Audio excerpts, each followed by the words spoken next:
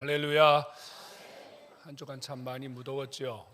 117년 만에 쏟아진 무더위라고 합니다. 잠을 설치고 또 기분도 많이 이렇게 불쾌지수가 올라가기 때문에 컨디션 조절도 잘 안 되고, 또 여러분 삶에 이런저런 많은 그 짜증이나 힘든 일들이 많이 있었던 그런 한 주간이었을 겁니다. 오늘 주님이 주시는 새 은혜를 통해서 또 여러분들의 이런 불편하고 또 힘든 마음들이 다시 한번 힘을 얻는 시간 되기를 주의 이름으로 축원합니다. 우리는 함께 모여서 신앙생활합니다. 교회 생활을 합니다. 오순절 성령 강림 이후에 교회가 세워졌습니다. 성전, 회당, 그리고 이제 교회로 성도들의 영적 현장이 바뀐 겁니다. 성전, 어딘가 모르게 좀 마음에 그런 무거운 마음이 있죠. 하나님의 임재와 속죄의 장소이긴 하지만 우리가 마음껏 하나님께 나아갈 수 있는 형편이 성전 안에서는 되지 못합니다. 제도가 가로막고 규칙이 가로막고, 하나님께 예배드리기 위해서는 중재자가 필요하고, 엄격한 여러 가지의 것들이 어쩐지 하나님 앞에 나아가기는 나아가는데 조금은 우리에게 부담스러운 장소였어요.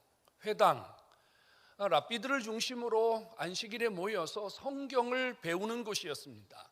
하루 종일 랍비들이 성경을 읽어주고 성도들은 하나님 말씀을 듣고, 한 주간 살면서 이런저런 문제가 생겼을 때 이 랍비들, 회당장들이 주로 이 형사 민사의 재판관 역할을 했어요. 그래서 안식일에 교회를 오면 자신들의 삶의 문제들이, 이런저런 문제들이 해결을 받았습니다. 그러면서 교회가 탄생했습니다. 교회, 여러분, 처음 교회는 장소적인 의미가 아니었습니다. 은혜 받은 성도들이 여기에 두세 사람 모이고, 집에서 몇 사람이 모이고, 그들이 원하는 장소에 모여서 찬송하고 기도하고 복음 전하면 교회가 되었습니다. 그들이 받은 은혜가 너무 크고 놀라웠기 때문에 그들은 자신이 받은 은혜들을 가만히 간직할 수가 없었습니다. 그래서 자신들이 받은 은혜를 누군가에게 쏟아내고 싶었어요. 노래로, 기도로, 그리고 자신들의 삶으로 쏟아냈습니다. 자신들의 물건을 나누었어요. 어떤 사람은 땅을 팔았고 집을 팔았고 자신 집에 있는 좋은 것들을 팔아서 가난한 자들에게 나누어 주면서 예수 그리스도가 살아계심을 증거했습니다. 교회가 이렇게 시작되었어요. 본격적인 교회는 바울이 전도 연례여행을 다니면서 아시아를 중심으로 이곳저곳에 교회가 세워졌습니다. 사도행전 18장에 보면요, 바울이 두 번째 전도 여행을 갔는데 그때 고린도에서 1년 6개월을 머물게 됩니다. 그러면서 생겨난 교회가 고린도 교회입니다. 고린도 교회, 우리에게 많이 익숙한 교회 이름 아닙니까? 이 교회 안에 많은 하나님의 역사도 일어났지만 교회 안에 문제도 참 많이 있었어요. 고린도 전서와 고린도 후서를 통해서 고린도 교회에 있는 여러 가지 문제들이 우리에게 지적이 되고 또 우리에게 공개되었습니다. 그들은 분쟁과 분파가 많이 일어났어요. 성도들 속에 갈등과 대립, 성도들이 나는 저 사람 편이야, 나는 이 사람 편이야, 교회가 평안하지 못했다는 겁니다. 그런가 하면 이 고린도 교회는 아주 심각한 음행의 문제들이 있었습니다. 성적으로 아주 심각한 타락이 교회 안에서 이루어졌습니다. 여러분, 놀랍지 않습니까? 거룩하고 하나님께 예배드리는 신령한 장소에 있던 교회 안에 이런 일들이 일어났다는 사실만으로도 우리는 대단히 충격적입니다. 하지만 사실이었습니다. 은사가 남용되었고 성찬이 남용되었고 사도권에 대한 반발이 일어났고 교회가 하루도 평안하지 않았습니다. 여러분, 이런 교회 어떻습니까? 교회, 그러면 뭔가 좀 은혜가 있고, 교회, 그럼 마음이 평안하고, 교회, 그러면 교회 가고 싶은 그런 마음이 우리 속에 일어나야 되지 않겠어요? 교회가 시끄럽고, 교회가 분쟁이 있고, 교회 안에 갈등이 있고, 교회가 문제 속에 휩싸여 있다. 여러분, 멀리하고 싶은 교회, 가기 싫은 교회, 교회가 더 평안하지 않은 교회, 여러분, 이런 교회가 우리에게 얼마나 신앙생활에 부담을 주고 있습니까? 바울은 이 고린도 교회에 두 번째 편지를 보내면서 이렇게 말합니다. 너희 안에 근심하게 한 자가 있다, 이렇게 표현해요. 여기서 근심하게 한 자라는 말은 성도들에게 시험을 주고 상처를 주고 교회에 문제를 일으킨 자를 의미합니다. 이런 사람이 교회에 없어야 되는데 교회에 왔는데 누군가 나에게 상처를 줘요. 누군가 교회에 왔는데 누군가 나에게 감정을 상하게 해요. 여러분, 그 정도가 얼마 안 된다면 그냥 참고 견디고 이겨낼 수 있지만, 내가 받는 상처의 정도가, 내가 받는 시험의 정도가 여러분 크다면 여러분 교회에 오는 것이 얼마나 머뭇거려지겠어요. 실제로 고린도 교회에 이런 자가 있었다고 말이에요.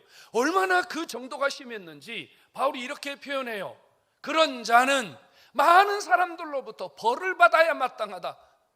얼마나 심각한 문제를 가진 자였다면 많이 벌을 받아야 된다, 바울이 이렇게 강조하고 있을까요? 여러분들에게 한번 여쭤보고 싶어요. 여러분 교회 오면서 시험 당한 적 없습니까? 여러분 교회에 와서 상처받은 적이 없습니까? 교회에 와서 상처받고 시험 들고 감정이 상해서 교회 가기 싫고 교회를 생각하면 마음에 부담이 되고, 그래서 가고 싶은 교회가 있는데 그 교회 가지 못하고 이 교회 저 교회 떠돌아다닌 그런 경험이 없습니까? 그럼 또 하나의 질문을 하고 싶어요.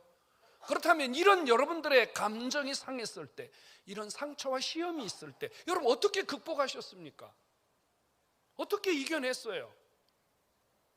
제가 목회하면서 보니까요, 성도들이 상처를 받고 시험 들고 빈정상하고 그러면 제일 먼저 하는 게 뭐냐면 그 교회를 떠나는 거예요. 그 교회 나가버리는 거예요.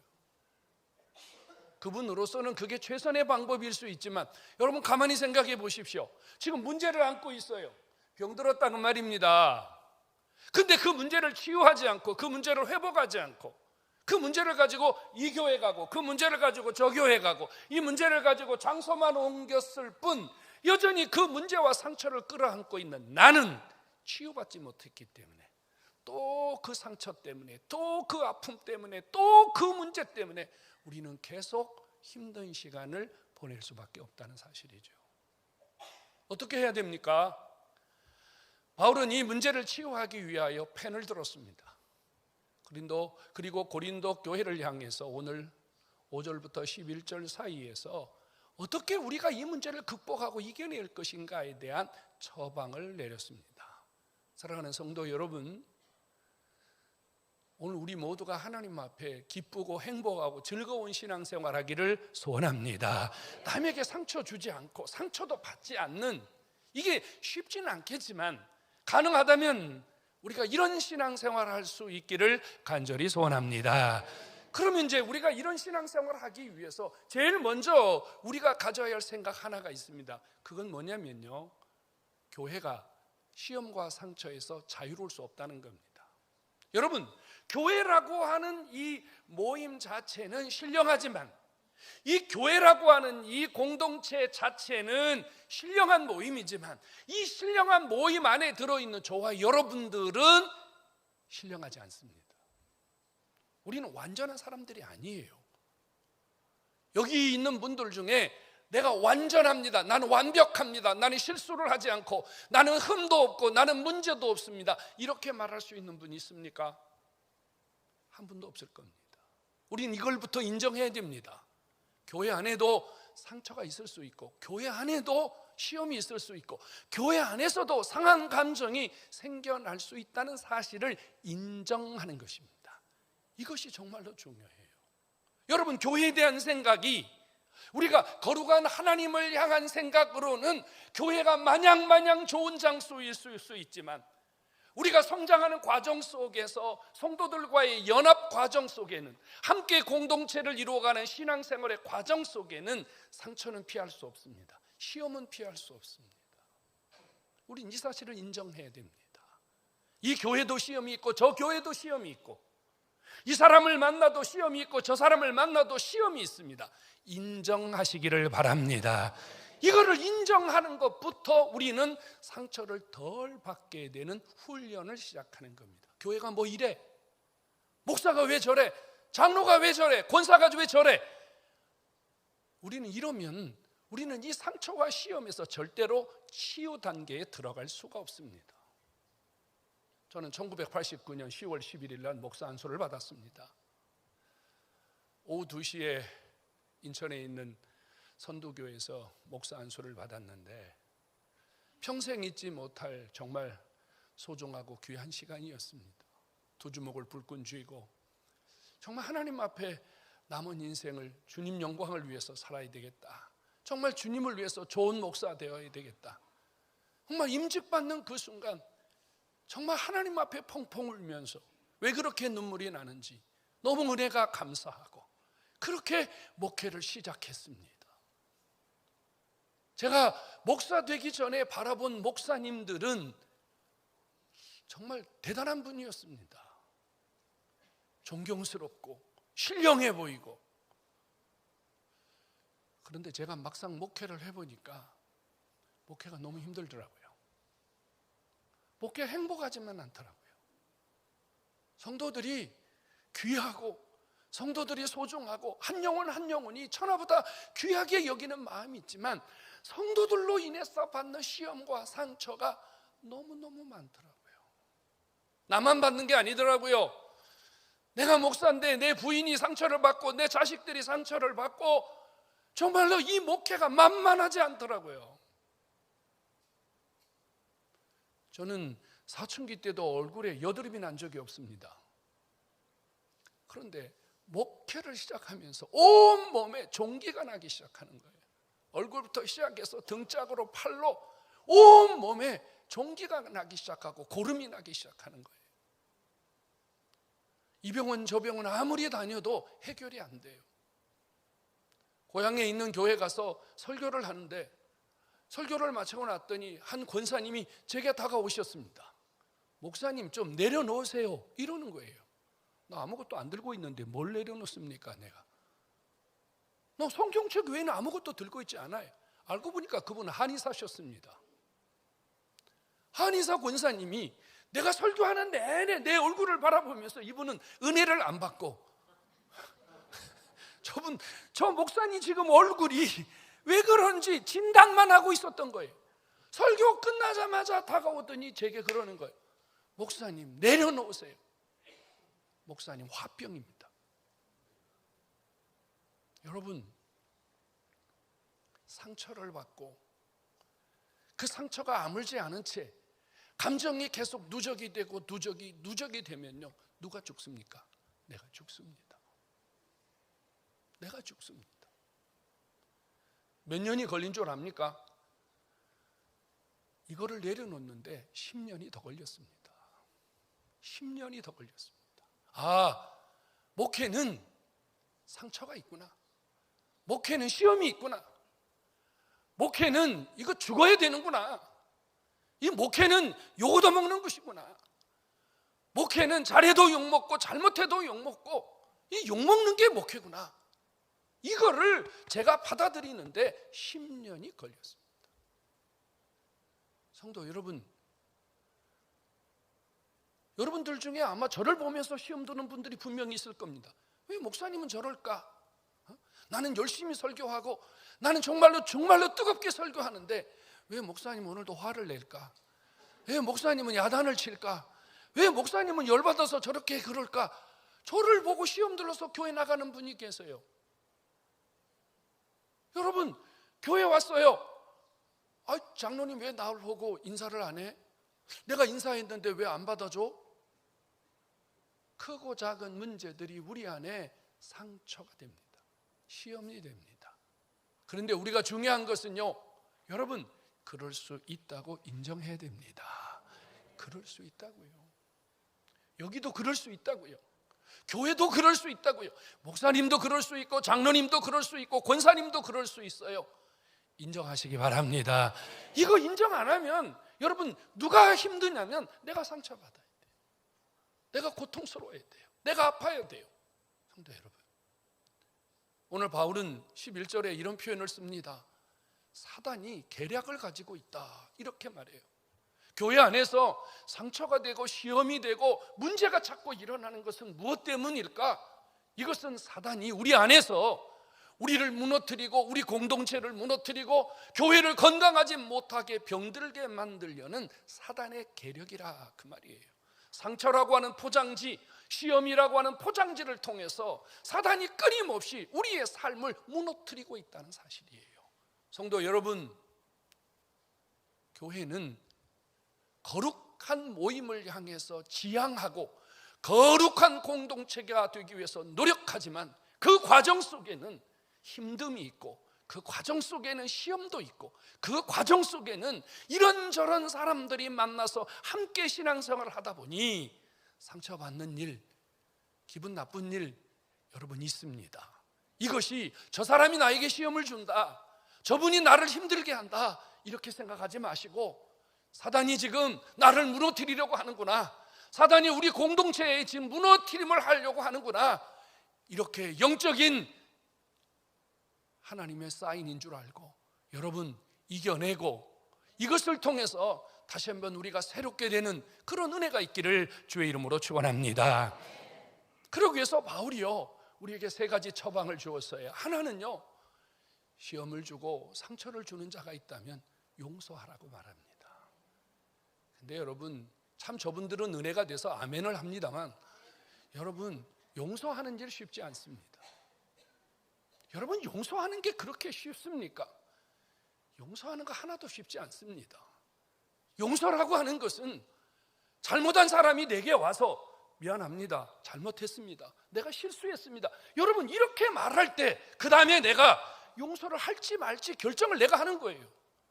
나에게 상처를 주고 나에게 아픔을 주고 내 감정을 무너뜨리고 내가 교회 올 때마다 나를 힘들게 하는 저 사람이 나에게 용서 구하지 않는데 내가 용서하라고요? 여러분 이건 쉽지 않습니다.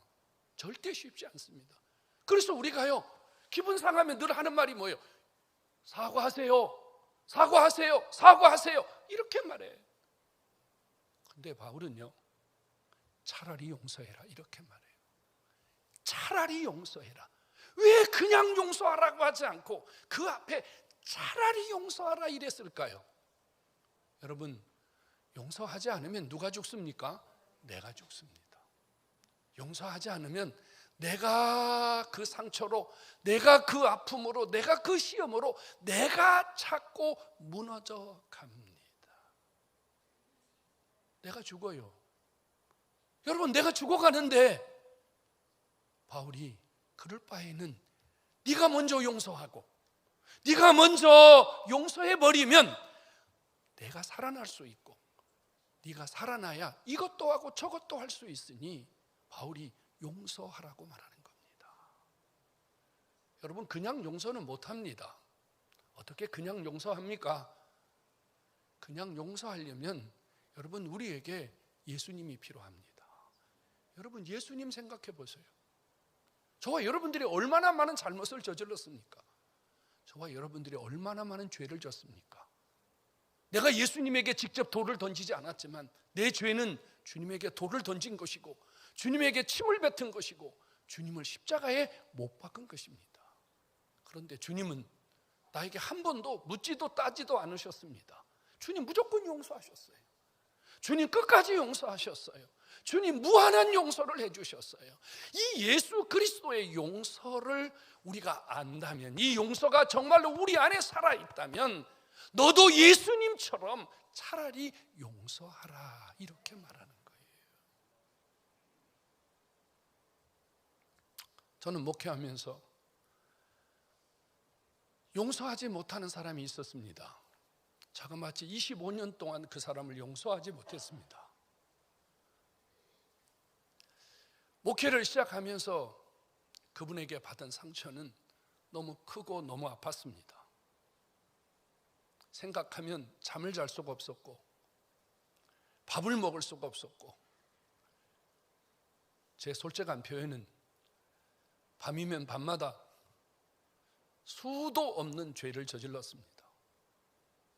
그 집에 불을 질러버리고 싶은 생각도 있었고 별 생각을 다 했습니다. 물론 생각만 했습니다. 25년 동안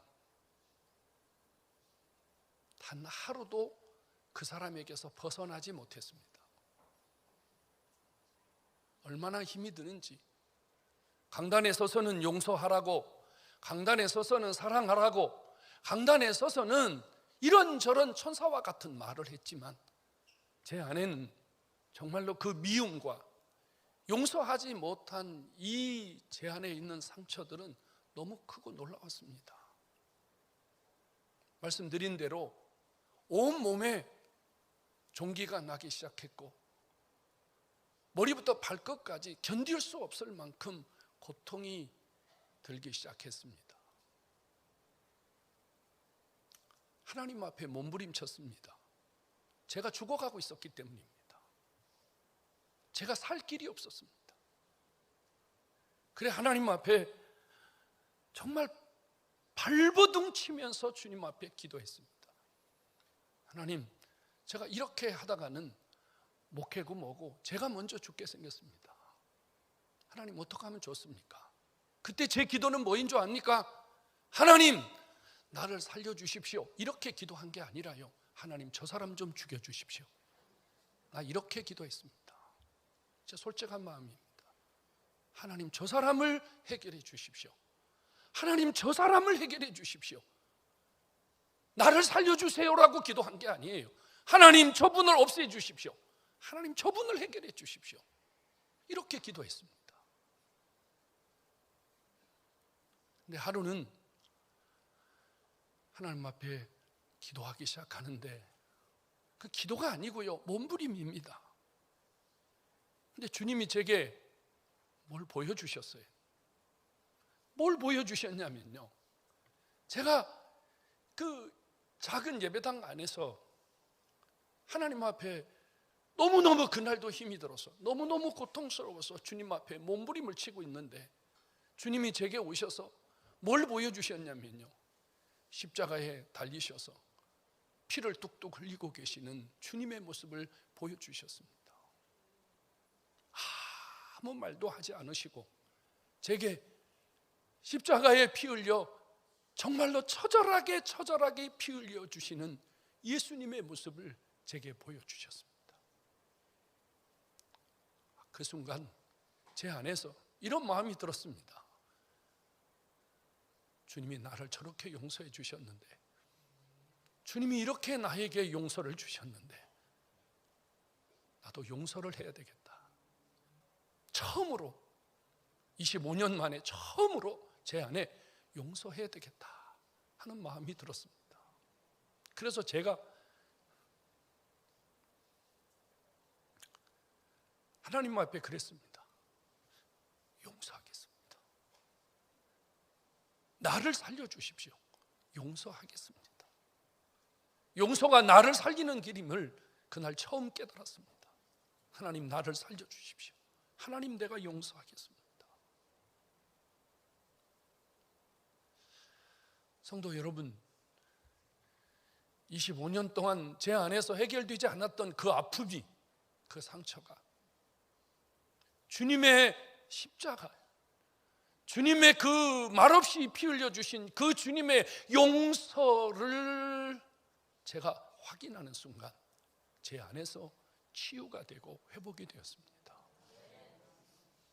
25년 동안 매달렸던 그 아픔이 예수 그리스도의 십자가의 보혈로 제가 다시 한번 주님을 만지는 순간 제 안에서 눈독듯이 녹아버렸습니다.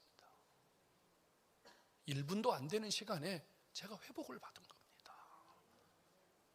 보기만 하면 죽여버리고 싶고, 보기만 하면 저 인간 왜 망하지 않나, 이런 나쁜 마음을, 감정을 가졌던 제가 용서하고 나니까요, 아무렇지도 않더라고요. 그냥 아무렇지도 않더라고요. 정말 그 속에서 분노도 일어나지 않고, 그 속에서 저 사람을 향한 악한 감정도 일어나지 않고, 그냥 주님, 예수님, 그러면서 그게 지나가지더라고요. 여러분, 그 사람은 아무 문제가 없습니다. 그 사람은 내가 죽는지 사는지, 내가 아파하는지 아무런 관심도 없습니다.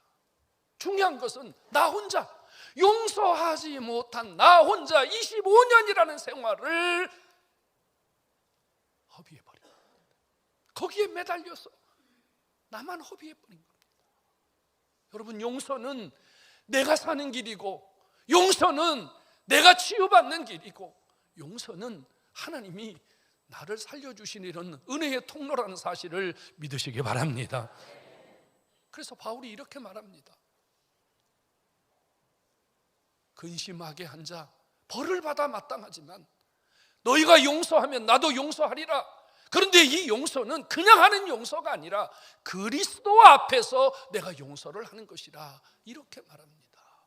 여러분, 감정으로 용서하면 안 됩니다. 감정은 용서가 안 돼요. 감정은 용서가 안 돼요. 여러분, 기억은 용서가 안 돼요.